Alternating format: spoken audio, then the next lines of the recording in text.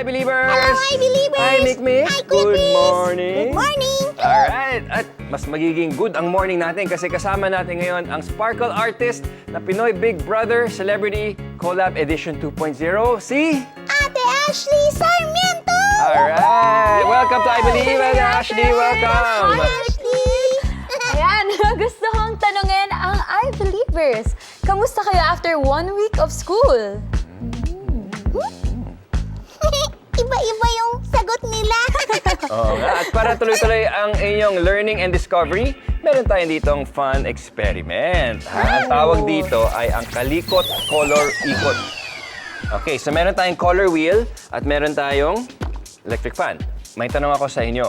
Okay, sa tingin nyo, pag piniikot natin yung fan ng mabilis, ano ang magiging dominant na kulay na kitang-kita? Siguro yung red. Okay, Siguro yung green. ikaw, green.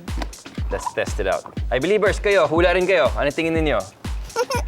Yan. Ay, Kuya Chris.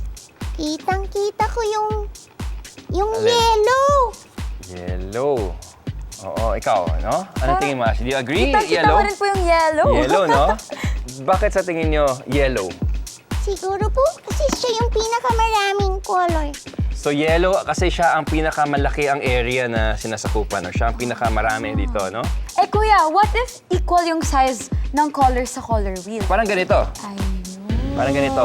Equal ang red, blue, violet, and green. Di ba? 1/3, 1/3, 1/3. Testing natin. Anong hula ninyo?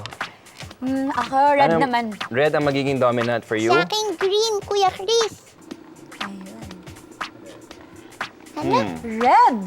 parang nagre-red nga.